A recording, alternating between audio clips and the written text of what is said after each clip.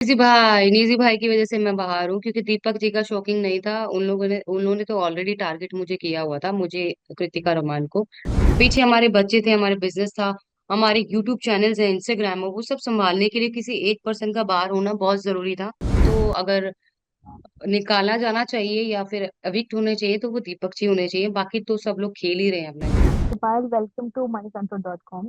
तो मेरा thank you. First सवाल आपसे ये है कि जब आप बाहर आई, घर से बाहर निकल रही थी, तभी अरमान बहुत खुश लगे। मतलब उन्होंने बोला कि मैं खुश हूँ कि तुम बच्चों को देखोगी अगर बाहर जाओगी तो। बट आपके फैंस या फिर आपके जो सपोर्ट कर रहे थे, जो आपको घर से बाहर से जो व्यूअर्स थे, उनको थोड़ा सा बुरा लगा रही ऐसे कैसे बोल दिया। पायल तो हमें चाहिए थी और दिन पायल के हम हमें देखने थे बिग बॉस के घर में। तो आपकी क्या फीलिंग्स है? आपका मैं यहाँ पे पॉइंट ऑफ व्यू जानना चाहती हूँ। मेरा पॉइंट ऑफ व्यू ये है कि अगर आप उसे पॉजिटिव वे में देखना चाहें कि अरमान जी ने बोला कि मैं खुश हूँ वो बाहर है, तो वो पॉजिटिव तरीके से बोल रहे थे क्योंकि घर के तीनों जो भी घर को संभालते हैं वो तीनों बिग बॉस के अंदर एंट्री कर चुके थे। पीछे हमारे बच्चे थे, हमारे बिजनेस था, हमारे यूट्यूब चैनल्स है, इंस्टाग्राम है, वो सब संभालने के लिए किसी एक पर्सन का बाहर होना बहुत जरूरी था। और अरमान जी ऑलरेडी ये सोच चुके थे कि वो बाहर जाएंगे। पर उनके लिए ये शॉकिंग था कि उनकी जगह मैं जा रही हूँ क्योंकि उस बाहर वाले ने अरमान जी को सेव कर दिया। अदरवाइज वोटिंग के अकॉर्डिंग तो मेरे को वोट बहुत अच्छे आए थे, लोगों ने मुझे फुल सपोर्ट किया था। पर उनका बोलने का मीनिंग नेगेटिव वे में नहीं था, पॉजिटिव वे में था। अगर आप लोग तो ये देखेंगे तो आपको वो चीज गलत नहीं लगेगी। पायल, आप जब घर से बाहर निकल रही थी तो कृतिका सबसे ज्यादा रोई। इवन आप घर से बाहर आने के बाद भी वो रोती हुई दिखी। वो बहुत कंट्रोल नहीं कर पा रही थी खुद को। तो हमें तो उल्टा ही दिखने लगा, जैसे अरमान उसको संभाल रहे थे, हमें तो लगा था कि कहीं पे कृतिका संभाल लेगी। बट अरमान वो बहुत ही आपके लिए कनेक्ट, आपका कनेक्शन वहां पे दिखा दोनों का। आप कितने दोनों एक दूसरे से जुड़े हुए हैं वहां पे देखा। आपने देखा आप इविक्ट हो गई तो आपने देखा कि उसका रिएक्शन कैसा था। वो क्या, मेरे घर पे जाकर निकलने के बाद क्या हुआ। मुझे पता है, मैंने देखा जहाँ वो रो रही है बाथरूम के साइड पे और बोल रही है कि मैंने अपने आंसू रोक रखे थे क्योंकि मैं उसके सामने नहीं रोना चाहती थी। इसलिए मैंने अपने आप को रोक रखा था और वो वहां पे बहुत ज्यादा रो रही थी। अरमान जी ने बोला तू रो मत, वो घर पे गई है, बच्चों को संभालेगी, वो सब मैंने देखा है। जी, आपने अभी रिसेंट वाला देखा? अभी 2 मिनट पहले ही हुआ है कि अरमान जी ने मच्छर कहा है विशाल को। अच्छा, वो मस्ती ऐसे करते रहते हैं, इंटेंशनली नहीं बोला है वैसे, मस्ती मजाक में बोला होगा। जी। जी, आप अभी घर पे आने के बाद फर्स्ट आपने क्या किया, मैं जानना चाहती हूँ। पायल, आप अभी घर मैं पे? घर पे पहुंची ही नहीं हूँ, अभी मैं मुंबई में ही हूँ, मैं कल घर पहुंचूंगी। Okay okay. और अरमान जी मतलब अरमान जी बोल रहे थे घर में कि ये नहीं, मुझे लगा था ये बोल रही है कि मैं जाऊंगी, मैं ही जाऊंगी। आपको क्यों ऐसा लग रहा था कि आप जब घर में थी कि आप ही जाओगी करके? नहीं, मुझे नहीं लग रहा था, मैंने कहीं भी ऐसा नहीं बोला मैं जाऊंगी। अरमान जी को ऐसा फील हो रहा था कि मैं जाऊंगी क्योंकि लोग जो अंदर के हमारे घर वाले थे वो लोग सब उनसे पता नहीं क्यों उनका एक जलन फैक्टर स्टार्ट हो गया था।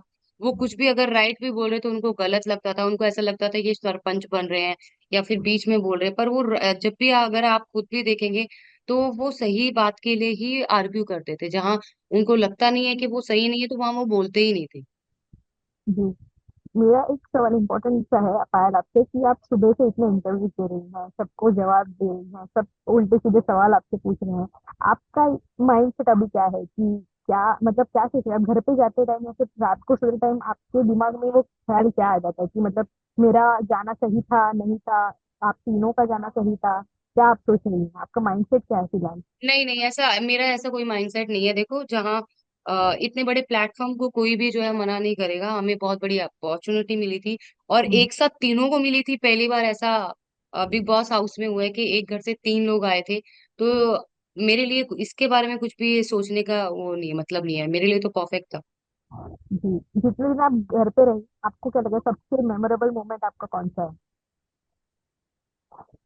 सबसे मेमोरेबल जब हम लोग सब साथ में बैठ के एक साथ खाना बांट बांट के खाते थे वो। अच्छा।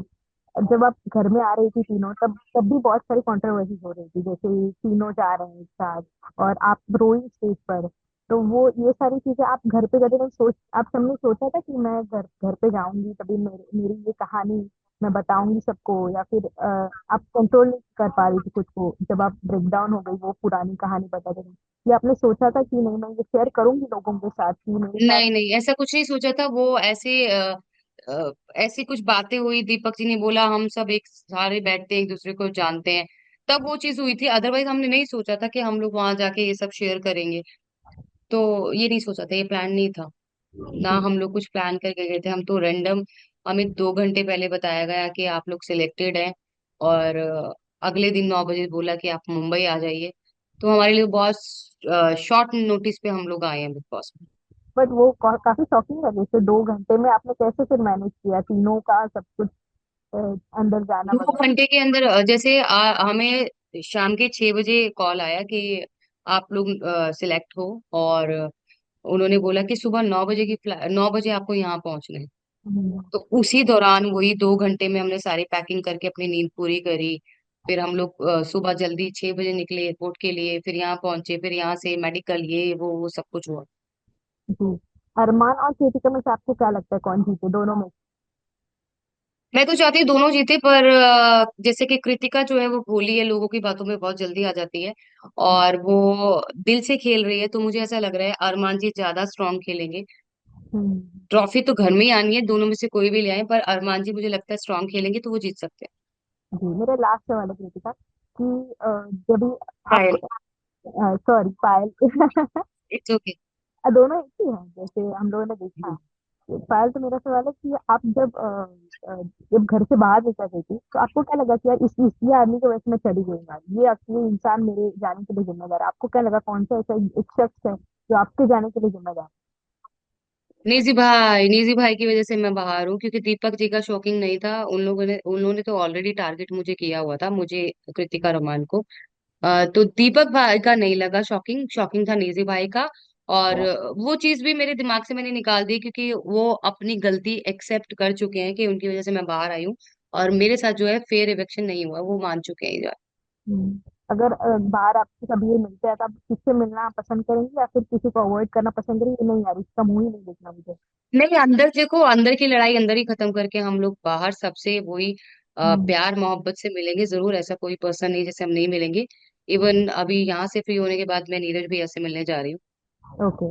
ओके, तो वो फर्स्ट हो यार, आप सेकंड, थर्ड क्या चाहते हैं, आप कौन हो अच्छा। जाए?